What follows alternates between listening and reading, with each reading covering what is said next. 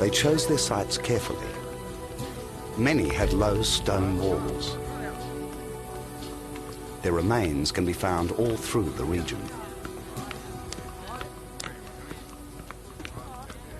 The Natufians, in time of plenty, established their villages or small villages, hamlets, where they had a series of pit houses, which required some energy expenditure. They had to dig into the ground, build walls that sometimes up to 1 meter high, and then create some sort of a cover with brush. They were not large, but the community itself was not large and estimated to be between 25 to 50 people. Inside, each hut had its own hearth, where food was cooked on hot stones. On the floor, they left the fragments that today provide clues to their daily life. Pieces of flint, shavings of bone, burnt seeds stayed in the ashes of the fire. They threw the remains of their food on the ground. To archaeologists, this refuse is a mine of information. It shows just what wild game they were able to catch. Their hunting expeditions were still vital to their diet. They are very eclectic foragers and hunters. Everything virtually that ran, swam, crawled or flew was eaten. So we've got gazelle, which was the mainstay generally of the Natufian repertoire. We've got aurochs, or extinct wild cattle, goat. We have wolf, fox, crab, tortoise. We've got hare, cat, and then a whole range of birds. While the Natufians would hunt anything, they were adept at catching large animals out on the range. They probably used the bola, with 3 stones connected by cords and thrown together, or the slingshot. Both were difficult to aim and throw accurately.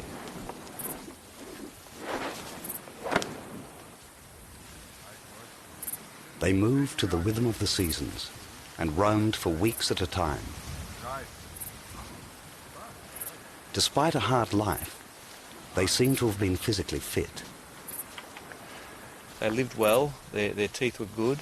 They were often ground down a lot, and that was because of the amount of basalt ground, stone ground flour and other foods they were probably eating. They tended to have, like a lot of hunter-gatherers, a very physical lifestyle with signs of healed fractures, and this shows up in their skeleton. Hunting was a dangerous way of life. They were vulnerable to injury, and their weapons were fragile. Their campsites show they worked constantly on repairs and making new tools.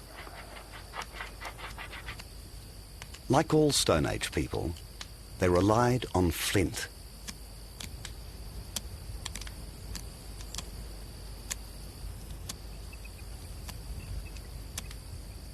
By splintering different stones in the right way, they created an amazing range of specialized blades and axes. They had their own toolkits, which were precious and vital for survival. We were digging out these houses in square metres, and every so often we'd come across an extraordinary set of tools just stacked up where they were, left 12,000 years ago. And it was so clustered, it looked as if it had been in some kind of bag, which had been placed down there and never picked up again.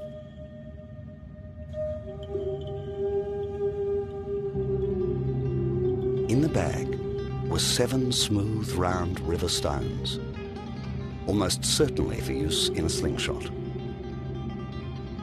A piece of flint, and struck from it, a group of small spear blades called lunets.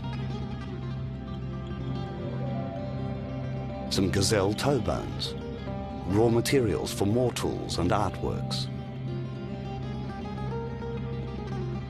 and a sickle, its handle made from antler horn, fitted with rose-coloured flint.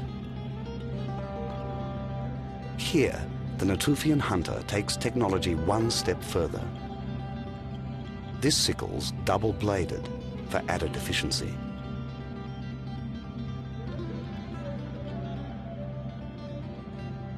It was all of the things that characterised the Natufian way of hunting and gathering.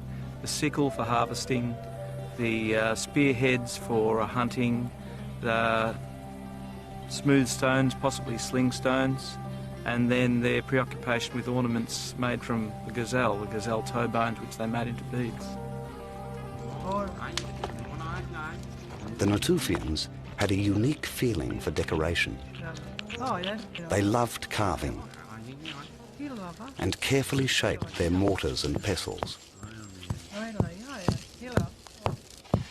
It's now that archaeologists find them in numbers far greater than ever before.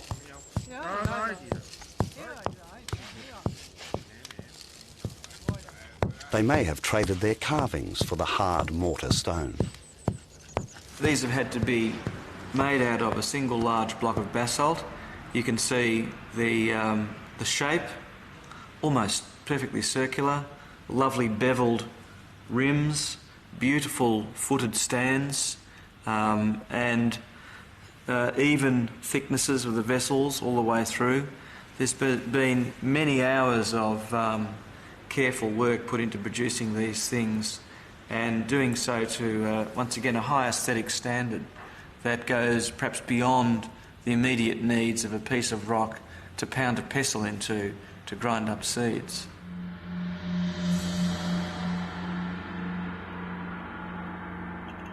The most amazing thing about these mortars is their sheer size. They were far too heavy to carry around. We know the Natufians left them year after year at their own hearths. They are beginning to settle down near their own food supply. These early varieties of grain did not allow them to turn the flour into bread. Instead, a coarse biscuit combined different grains.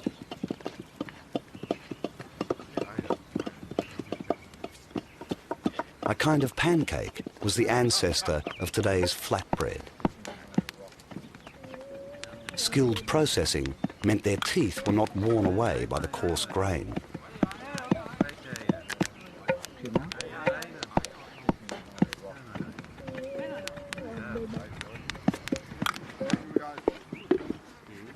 They seem to have been clever about storage, although all the evidence has decayed.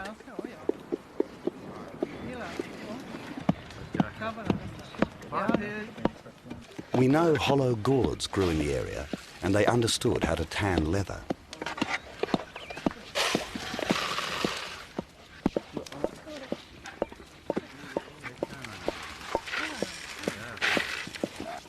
The stored food must have been a treasure.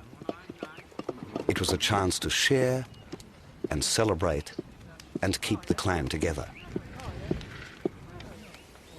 It meant they could plan ahead and rely on the future.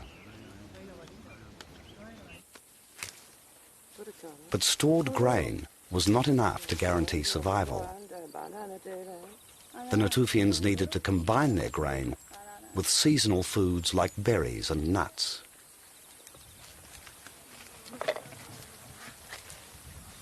They were instinctively creating a balanced diet.